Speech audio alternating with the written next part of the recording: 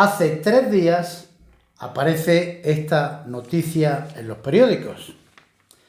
La consejera de Agricultura de Murcia, durante el certamen de entrega de premios de calidad en la denominación de origen Jumilla, anuncia la comercialización de 4 nuevas variedades de uva, dedicadas a la vinificación y procedentes de la uva Monastrell.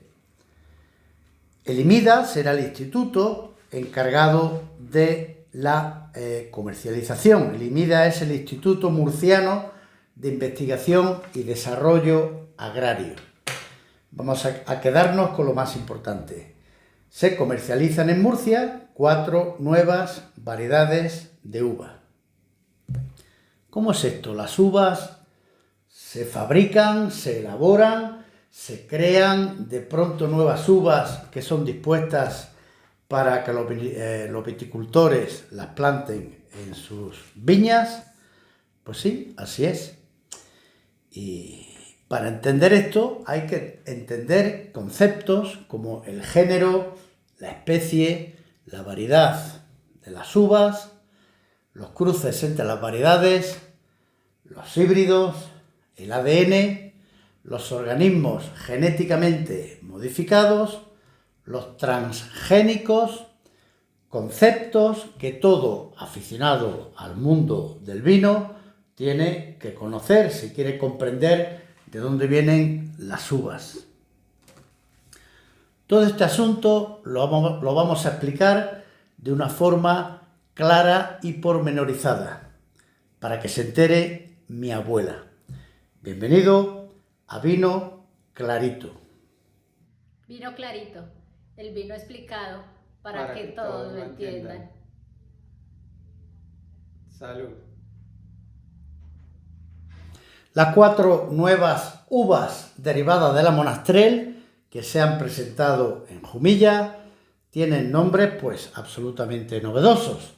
Se llaman Cal Blanque, Cal Negre, Jebas y Mistia, y se han obtenido pues cruzando la variedad de uva Monastrell con otras variedades diferentes de Vitis vinifera o Vitis no vinifera. No nos han dado detalles, entonces puede ocurrir las dos circunstancias.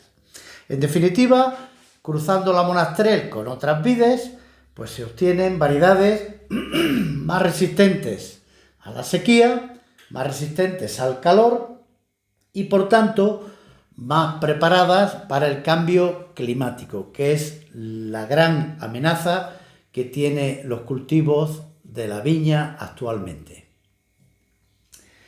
Todos los seres vivos se clasifican por los estudiosos por el género, que son organismos vivos que son similares, pues tienen el mismo género. Por ejemplo, el género Felis, lo que vulgarmente llamamos los felinos, pues están las panteras, los tigres, los gatos, son todos del mismo género. Después del género viene la especie, que es animales de ese género que se pueden interrelacionar entre ellos y pueden reproducirse entre ellos. Por ejemplo, tenemos el Catus, en la especie Catus, sería género Felis, especie Catus, que es nuestro gato común. Y luego tenemos variedades que son todos los distintos tipos de gatos que conocemos, el gato persa, el gato romano, el gato de Angora, etcétera, etcétera, etcétera. Hablando de la uva, pues el género de plantas muy similares es el género Vitis. Ese género Vitis tiene 39 especies diferentes y una de esas especies es la Vitis vinifera, que es la única susceptible de producir uvas para elaborar vino. Las otras Vitis no viníferas, que son oriundas normalmente de Asia o del continente americano, pues tienen similitudes con la Vitis vinífera, pero no tienen uvas para elaborar vino. Y luego tenemos las variedades, por ejemplo, dentro de la Vitis vinífera, pues se conocen hasta 6.800 variedades de Vitis vinífera diferentes. Tempranillo, Garnacha, Chardonnay, Cabernet Sauvignon, etcétera, etcétera, etcétera, etcétera, hasta 6.800. Entonces, el universo está en continuo cambio, en continuo movimiento, en continua evolución. No hay nada absolutamente estático en el universo. Y los seres vivos de nuestro planeta, que son los únicos que conocemos hasta el momento, pues también están en continuo cambio, en continua evolución. Hay especies que desaparecen, hay especies que aparecen nuevas por mutación, hay cruces entre diferentes especies y hay cruces entre las variedades diferentes de cada especie. Así, por ejemplo, pues el cebrasno es un animal que es un híbrido porque se han cruzado dos especies diferentes. Se ha cruzado un Equus cebra con un Equus asinus, o dicho en román paladín, se ha cruzado una cebra con un asno y ha dado el cebrasno. El ligre es el cruce entre un tigre y una leona. El tigón es el cruce entre un león y una tigresa. Un animal mucho más conocido por todos, el mulo, es un cruce entre una yegua y un burro. El burdégano es el cruce entre un caballo y una burra. Esos cruces entre diferentes especies normalmente son híbridos, significa que no se pueden reproducir. O sea, los cebrasnos o los mulos o el ligre no pueden reproducir y dar descendencia. Son cruces híbridas entre diferentes especies. En el mundo de las uvas, pues ocurre exactamente igual. Desde hace millones de años, desde que tenemos conocimiento y escritos históricos, no hace tantos millones de años, hace miles de años, los primeros antecedentes históricos del cultivo de la vid se cifran en el antiguo Egipto, unos 7.000-8.000 años antes de nuestra era. Pues bien, los egipcios ya cultivaban vides, cultivaban viñas y hacían vino. Entonces, desde ese tiempo, hace muchos miles de años, el ser humano ha ido clasificando las mejores variedades que tenía a su disposición. Claro, si tenía un tipo de variedad de Vitis vinífera que daba poco rendimiento y era muy sensible a las enfermedades, pues procuraba no reproducir ese, no plantarlo, y hacía las nuevas plantaciones con las variedades más resistentes y que daban mejor producción o que daban mejor vino. Y esa selección realizada por el hombre se viene haciendo desde hace miles de años. Al mismo tiempo, la propia naturaleza cruzaba diferentes variedades. Por ejemplo, pues nuestra Tempranillo, la uva ibérica, la uva por excelencia de España, pues es un cruce entre dos uvas, la Albillo Mayor y la Benedicto, que se hizo de forma natural, no se sabe exactamente cuándo, pero la naturaleza cruzó esas variedades y produjo una uva nueva.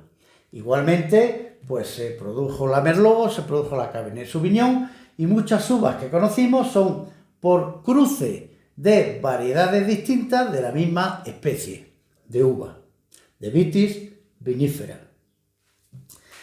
Pero lo que ha cambiado radicalmente, acelerando todo el proceso de nuevas uvas, es la intervención del ser humano.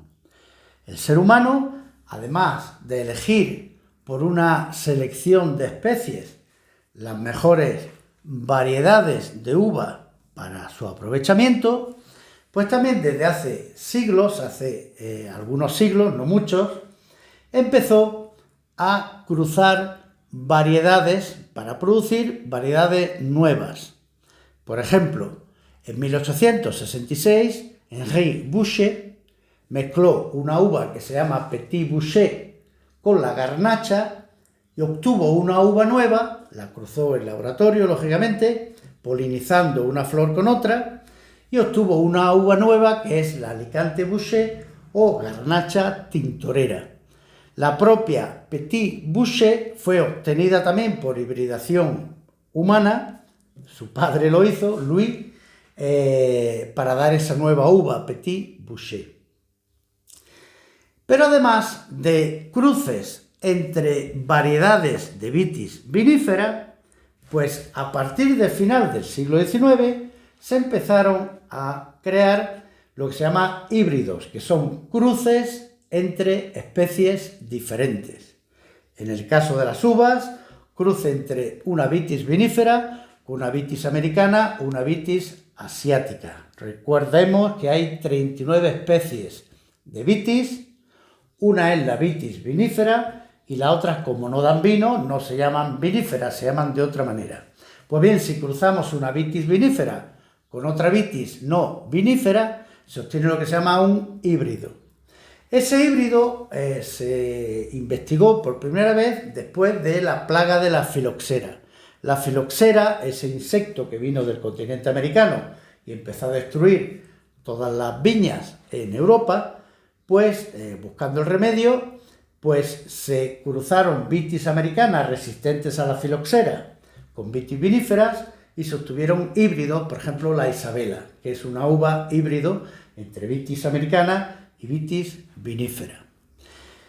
Pero después se vio, en concreto como remedio a la filoxera, que daba mucha mejor calidad de vino el injerto. Plantar una estaca de Vitis americana y sobre ella se injerta una Vitis vinífera. Como la filoxera ataca la raíz, la planta es resistente a la filoxera, pero el fruto lo da la Vitis vinífera, con lo cual da mejor calidad de vino. Y ese tipo de híbrido, para combatir la filoxera, se prohibió en todos los países. Pero a medida que ha ido avanzando el siglo XX, pues se han visto, desde mitad del siglo XX aproximadamente, pues que eran necesarios, o venían bien, o eran convenientes, otros híbridos, ya no para la filoxera, sino, por ejemplo, que fueran resistentes a los hongos, porque el oidium, el mildiu, causan estragos en los viñedos y sobre todo hay que dar muchos tratamientos con productos químicos, hasta 15 tratamientos normalmente se dan en un viñedo para combatir los hongos, con lo cual eso perjudica la salud ambiental y también la calidad de los vinos. Entonces empezaron a crearse fundamentalmente en Alemania, en Francia, en Suiza, unos tipos de uvas que eran resistentes a los hongos por hibridación, mezclando una variedad vitivinífera con otra de otra especie no vinífera, y se crearon lo que actualmente se llaman las uvas Pivi. Pivi es la abreviatura, que es muy necesaria la abreviatura, porque la palabra en alemán es Pils, Vida, Stand, Fegig. Pils, Vida, Stand, Fegig. Una palabra que realmente no es fácil de recordar y que significa uvas resistentes a los hongos. Pues bien, pues esos Pils, Vida, Stand, Fegig se han hecho muy populares, son hibridaciones obtenidas por mezcla, como digo, entre una vitivinífera y una no vinífera, Y se han obtenido uvas porque no solamente ya son resistentes a los hongos, sino que resisten mejor el frío, resisten también las altas temperaturas, y se han creado más de 300 nuevas uvas Pivi. Así tenemos, por ejemplo, la Ortega, la variedad Ortega, porque el que la va haciendo en el laboratorio que la hace, pues le da su nombre. Ortega, pues lleva curiosamente el nombre en honor al filósofo español Ortega y Gasset. Se creó en Alemania, pero el científico que la logró, pues era un admirador de nuestro filósofo español Ortega y Gasset, y decidió ponerle a la uva Ortega. Otros nombres pues son Bacchus, Chardonnay, Solaris, Bolero, en fin, hasta 300 tipos de uvas diferentes. Entonces, esas uvas Pivi normalmente no se plantan en la zona de denominación de origen. Las zonas de denominación de origen son muy reacias a adoptar nuevas uvas, son muy tradicionalistas. Pero en países donde los cultivos son relativamente nuevos con el cambio climático, como por ejemplo en Inglaterra o en Gran Bretaña, Inglaterra y Gales, pues tienen bastantes uvas obtenidas por hibridación, muy resistentes al frío y a los hongos fundamentalmente. Las hay también en Suiza, las hay en Alemania y se usan normalmente pues, para vinos de mesa que no son de denominación de origen. Pero esas uvas pues, son un gran avance para el viticultor, pues que ve que tiene que dar menos tratamientos fungicidas y que son uvas que normalmente mejoran la producción y está por ver si la calidad de los vinos. Y a partir de 1990 el ser humano dio otro paso grandísimo en cuanto a la elaboración, creación o fabricación de uvas, que es la modificación genética. Todos los seres vivos tienen lo que se llama un ADN, que son las siglas de ácido desoxirribonucleico, y entonces cualquier ser vivo en cada una de sus células lleva una molécula ADN, ácido desoxirribonucleico, que es toda la información genética que va a transmitir a sus descendientes. O sea, el ADN de la zanahoria pues le va a decir a sus descendientes que tienen que tener determinada forma, las hojas tienen que salir de determinada manera y el color va a ser color naranja, etcétera, etcétera, etcétera.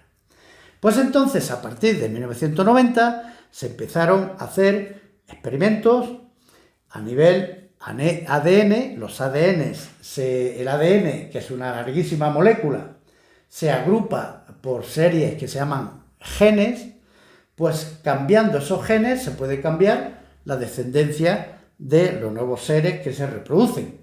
Y entonces, así pues, China fue el primer país que en 1992 hizo el primer transgénico con una planta de tabaco que era resistente a las enfermedades y daba mejor producción. Bueno, la diferencia entre un organismo modificado genéticamente, lo que en abreviatura se llama un OMG, es que su ADN, algunos de sus genes, se ha modificado o se ha suprimido para alterar la descendencia.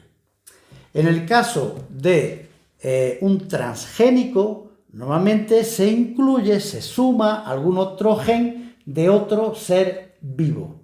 Esa es la diferencia entre un OMG, un organismo con cambio genético, y un transgénico. Transgénico es cuando en el ADN, en los genes de ese ser, se incluye, se suman genes de otro ser diferentes. Pues bien, este nuevo mundo que se nos abre con los OGMs y con los transgénicos, pues abre unas posibilidades fantásticas y al mismo tiempo unos miedos grandes. Hay muchos grupos que están en contra de los transgénicos, en contra de las mutaciones genéticas, porque tienen miedo al resultado que eso puede dar, no solamente en el organismo de las personas que no lo comemos, sino en el medio ambiente, en las plagas, en el resto de los animales con los que interfieren esas plantas y hay mucha gente que son resistentes a adoptar productos transgénicos. Digamos que, por ejemplo, en España, que es uno de los países donde más producción de transgénicos hay, pues el 36% del maíz que se produce en España es maíz transgénico. España tiene una reglamentación en acorde con la Unión Europea que tiene que cumplir muchos requisitos para tener la seguridad de que no se van a hacer daños con esos nuevos productos. Hay unas 6 grandes compañías en el mundo que producen en sus laboratorios estos nuevos productos transgénicos. Pero me temo que va a ser un poco ponerle puertas al campo, porque cada día los países pueden ser más o menos permisivos, pero van entrando en infinidad de productos que consumimos. ¿Qué pasa con las uvas modificadas genéticamente o las uvas transgénicas? Pues bien, Australia ya ha conseguido uvas donde con esas mutaciones de sus genes pues se pueden hacer pues muchas cosas, resistentes al calor, resistentes a la sequía, resistentes al frío, resistentes a las enfermedades, resistentes a las plagas.